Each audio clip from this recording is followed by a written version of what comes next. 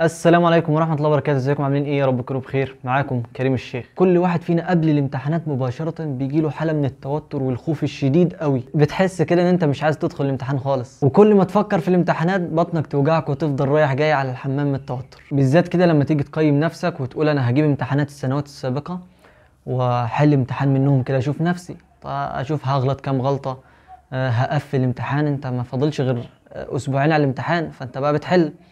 فجيت خلصت الامتحان وبتقيم نفسك، لقيت نفسك غلطان غلطة ولا غلطتين، يا على الخوف بقى والتوتر من الامتحان. انا هدخل امتحان كده، انا هدخل امتحان ما اعرفش احل، هغلط مش عارف ايه، فبتتوتر بقى وبتخاف لا يجي عليك الامتحان وانت لسه ما خلصتش المراجعة العاشرة للمادة دي. فانا جاي بقى النهارده اطمنك واقول لك لو انت بيحصل معاك الكلام ده فاطمن، انت كده هتقفل المادة ان شاء الله. بص يا حبيبي، اجواء الامتحان غير. انت في البيت بتكون قاعد مستقنيص كده، لا في حد بيراقبك ولا انت ملزم بوقت ولا حد هيصحح لك، انت بتصحح لنفسك وحاطط الوقت لنفسك وكل حاجة انت عاملها لنفسك، فسواء غلطت او حليت كويس محدش هيحاسبك، انت هتحاسب نفسك. انما بقى في الامتحان يا معلم ملزم بوقت، في مراقب ولا اتنين بيراقبوا عليك، هتخلص الامتحان من هنا وهيتعلم من هنا وهتاخد درجة عليه من هنا، فانت التوتر بقى والخوف بيجي عليك في الامتحان. فلو جينا بصينا لها هتقول ان التوتر في الامتحان والخوف بيكون اكتر، فانت كده هتتلخبط اكتر. لا، في الحقيقة بيحصل العكس. انت بتكون في الامتحان عارف لو انت حليت الحاجة دي غلط انت خلاص كده ما فيهاش رجعة، اللي هيصحح لك يا صح يا غلط ويديك الدرجة على كده.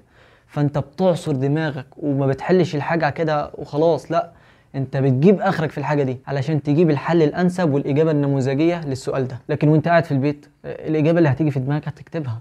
انت عايز تخلص بسرعة، مش هتعصر دماغك، مش هتتعب نفسك، الإجابة اللي موجودة في دماغك حلها يا باشا، وبعد ما تخلص بص في الإجابات واكتب واحفظ الإجابة النموذجية بعد كده. أي نعم أنت في الامتحان بتكون متوتر وخايف لا تحل حاجة غلط، بس ما تقلقش، طالما أنت عديت على الإجابة بتاعت السؤال ده قبل كده مرة كده ولو حتى قراية هتجيب الإجابة إن شاء الله، لأن أنت في الامتحان بتجيب آخرك في السؤال ده، فعلى الأقل هتكتب إجابة قريبة من الصحيحة. فتعمل إيه بقى عشان التوتر والخوف ده يروح منك؟ هات امتحانات السنوات السابقة 20 21 22 23 الأحياء مثلا، وحط لنفسك امتحان من الامتحانات دي. الامتحان بيكون 3 ساعات في نهاية السنة، لا انت حط لنفسك ساعتين وقول انا هحل الامتحان ده في ساعتين، واقفل على نفسك الأوضة وما تفكرش في حاجة غير الامتحان.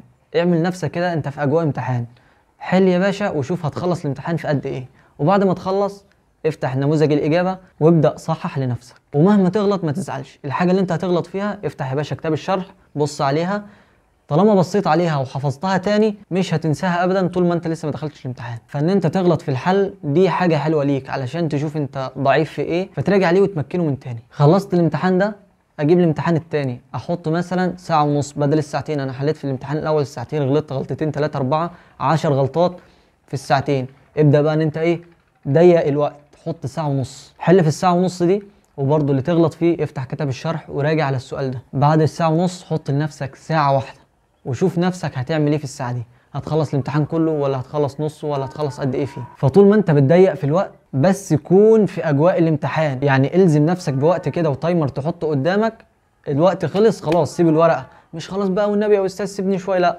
الوقت خلص سيب الورقه وابدا صحح لنفسك، شوف انت وصلت لحد فين، خلصت كام سؤال، بقالك كام سؤال، وصحح لنفسك، قيم نفسك كده. الطريقه دي هتشيل منك التوتر ان شاء الله بنسبه 90%. خلصت الاحياء ادخل على الكيمياء، خلصت الكيمياء ادخل على الفيزياء، خلصت الفيزياء ادخل على الانجليزي. بص خلص كل المواد كده بالطريقه اللي انا قلت لك عليها دي، واضمن لك ان انت تقفل الامتحانات كلها ان شاء الله. ربنا يعينكم يا شباب، حلوا اسئله كتير، جيبوا امتحانات السنوات السابقه كلها، جيبوا نماذج تجريبيه، التدريبات العامه على الوحده، التدريبات العامه على الدرس، ما تسيبوش حاجه غير لما تحلوها. حلوا كتير قوي في الفتره دي، الحل كتير احسن من المراجعه. تمام، انت بتحل فبتشوف انت لسه فاكر ايه، والحاجه اللي ناقصاك انت بتفتح كتاب الشرح وبتعيد الحاجه دي، فانت كده بتثبتها وبتمكنها تاني في دماغك، فيبقى كده الحل احسن من المراجعه. وزي ما قلت لكم لو جبنا ناس بتحفظ وبتفهم وبتراجع كتير وجبنا ناس بتحل كتير، هنلاقي الناس اللي بتحل كتير هي اللي هتجيب مجموعه عن الناس التانيه.